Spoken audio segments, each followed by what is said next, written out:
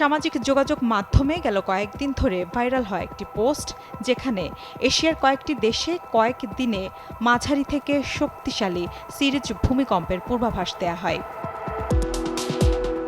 বলা হয় ৫ থেকে ৭ দিনের মধ্যে ধারাবাহিক ভূমিকম্পের কবলে পড়তে পারে আফগানিস্তান, পাকিস্তান, ভারত, নেপাল, চীন, মিয়ানমার, বাংলাদেশ এবং ভুটান। সাধারণত ভূমিকম্পের মতো প্রাকৃতিক দুর্যোগকে এখনও নিখুঁতভাবে আগে থেকে পূর্বাভাস দেওয়া সম্ভব নয়। তবুও যেন কাকতালীয়ভাবে কিছুটা মিলে গেল পূর্বাভাস। কয়েকদিন ধরেই দফায় দফায় ভূমিকম্পের কবলে দক্ষিণ পূর্ব এশিয়ার দেশগুলো। সোমবার বাংলাদেশের পূর্ব ও উত্তরাঞ্চলের নিকটবর্তী এলাকায় ১ ঘণ্টারও কম সময়ের ব্যবধানে ৩টি মৃদু ভূমিকম্প অনুভূত হয়েছে। ভোর ৪টা থেকে ৫টার মধ্যে ভারতের মণিপুর, অরুণাচল প্রদেশ, ভুটান সীমান্ত এবং ভারতের মেঘালয়, সুনামগঞ্জের উত্তরের এলাকায় এসব ভূমিকম্পের উৎপত্তি হয়। এর আগে রোববার রাতে কক্সবাজার মিয়ানমার সীমান্তবর্তী এলাকায় ৪.৪ মাত্রার একটি ভূমিকম্প অনুভূত হয়। ভূমিকম্পটির উৎপত্তিস্থল ছিল কক্সবাজার মিয়ানমার সীমান্তবর্তী এলাকা। ভূমিকম্পে কেঁপে ওঠে চীনের সিচুয়ান অঞ্চলও।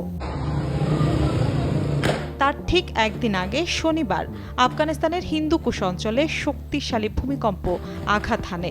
রিক্টার স্কেলে ৬ মাত্রার এ ভূমিকম্পে রাজধানী কাবুল থেকে শুরু করে সীমান্ত পেরিয়ে প্রতিবেশী পাকিস্তানের কিছু অঞ্চলও কেঁপে ওঠে। নগদ নিয়ে এলো হার না মানা হার অফার। সর্বনিম্ন ১০,০০০ টাকা রেমিটেন্স নগদে পাঠালে থাকছে স্বর্ণের হার জেতার সুযোগ।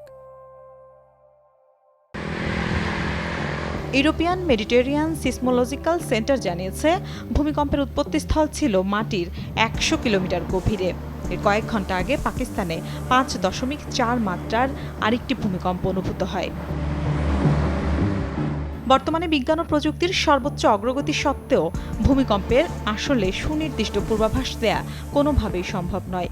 তবে বিজ্ঞানীরা কোনো অঞ্চলের ভূতাত্ত্বিক ইতিহাস এবং টেকটনিক প্লেটের গতিবিধি বিশ্লেষণ করে বলতে পারেন যে আগামী ৫০ বা ১০০ বছরের মধ্যে সেখানে বড় কোনো ভূমিকম্প হওয়ার সম্ভাবনা কতটা।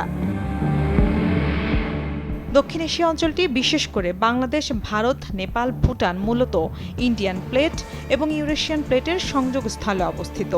ইন্ডিয়ান প্লেটটি প্রতিনিয়ত উত্তর দিকে ইউরেশিয়ান প্লেটের নিচে ঢুকে যাচ্ছে, যার ফলে হিমালয় এবং এর আশপাশের ফল্ট লাইনগুলো অত্যন্ত সক্রিয় থাকে। অন্যদিকে ফিলিপাইন ও ইন্দোনেশিয়ার মতো দক্ষিণ পূর্ব এশিয়ার দেশগুলো প্রশান্ত মহাসাগরীয় রিং অফ ফায়ারের উপর অবস্থিত। এখানে বিভিন্ন টেকটনিক প্লেটের ক্রমাগত নড়াচড়া এবং সংঘর্ষের কারণে পৃথিবীর অধিকাংশ শক্তিশালী ভূমিকম্প ও আগ্নেয়গিরির অগ্ন্যুৎপাত ঘটে থাকে। জার্মানির জিএফজি এবং ইউনিভার্সিটি অফ সাউদার্ন ক্যালিফোর্নিয়ার সাম্প্রতিক কিছু গবেষণায় দেখা গেছে, বৈশ্বিক উষ্ণায়নের কারণে হিমবাহ গলে সমুদ্রের পানির উচ্চতা বৃদ্ধি পাচ্ছে। উপকূলীয় অঞ্চলে পানির এই অতিরিক্ত হাইড্রোস্ট্যাটিক চাপ ভূগর্ভস্থ ফল্ট লাইনগুলোতে মৃদু প্রভাব ফেলতে পারে। তবে